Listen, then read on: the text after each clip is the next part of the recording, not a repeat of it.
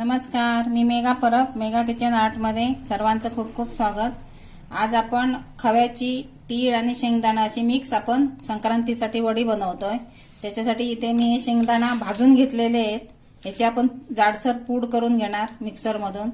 तीळ जे आहेत तेही भाजून घेतलेले आहेत, तेही आपण जाडसर पूड करून घेणार।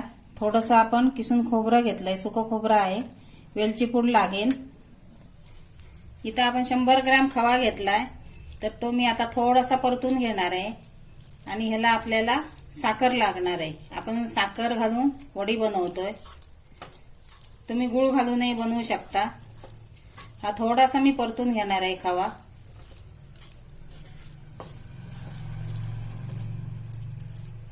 खवा आपला भाजून झालेला आहे। आता मी तो काढून घेणार आहे।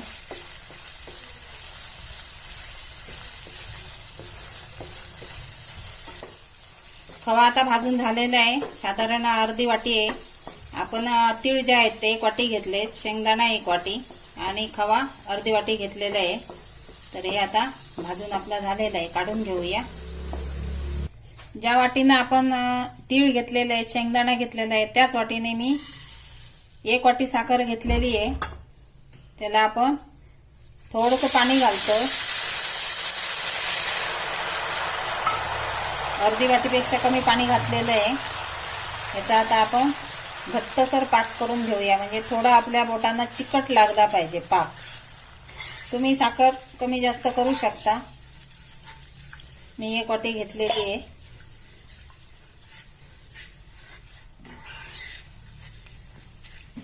पाक होतोय तोपर्यंत आपण शेंगदाण्याची आणि तिळाची जाडसर पूड करून घेऊया।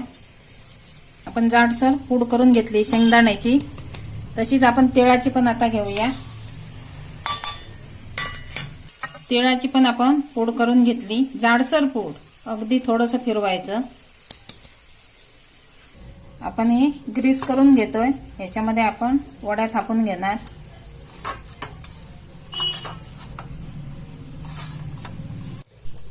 हे बघा, आपला पाक घट्ट झालेला आहे आणि चिकट पण झालेला आहे।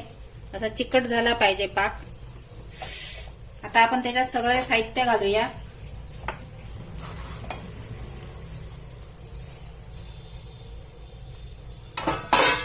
त्याच्यावर सुकं खोबरं पण घालूया, वेलची पूड घालूया,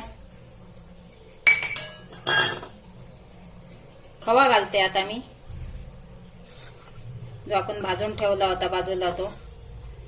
आणि याच्यामध्ये आपण 1 चिमूटभर मीठ घालणार, त्यामुळे चव खूप छान येते। फक्त 1 चिमूटभर आपण मीठ टाकतोय, जास्त नाही। सगळं मिक्स करून घेऊया आपण।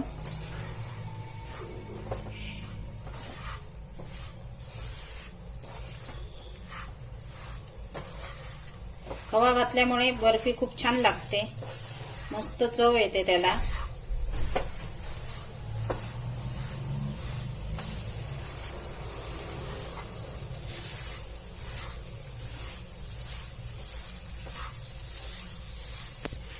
हे बघा, आपलं आता घट्ट होत आलेलं आहे। आता आपण ताटात काढून घेणार। आणि हो, मी एक सांगेन की मी 1.5 वाटी साखर घेतलेली आहे, मी सांगायला विसरले, कारण पाक पण आपला चिकट व्हायला लागतो तेव्हा ती वडी आपली तयार होते। तर 2 वाटी माझं सारण आहे, त्याला मी 1.5 वाटी साखर घेतलेलं आहे, 1 वाटी शेंगदाणा आणि तीळ 1 वाटी। तर हे आता आपण ताटात काढून घेऊया। असं आपण थापून घेऊया।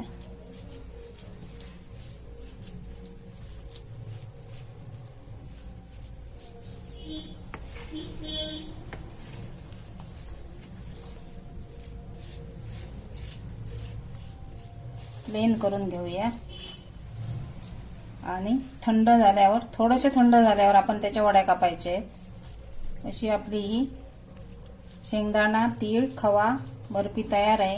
वडी म्हणा, बर्फी म्हणा, काही म्हणू शकता। तर नक्की करून बघा। आवडली तर लाईक करा, शेअर करा, सबस्क्राईब करा।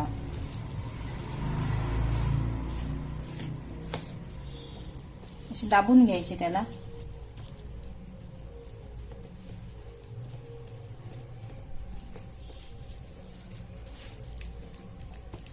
पाक जो आहे तो एक तारी दोन तारी असं नाही, चिकट झाला पाहिजे आणि थोडासा घट्टसर झाला पाहिजे.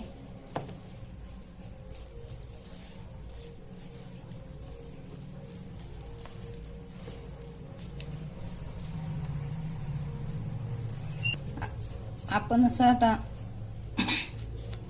कापून घेतोय ना, थोड्याशा गरम आहेत. एकदम गार झाल्यावर आपण त्या काढणार.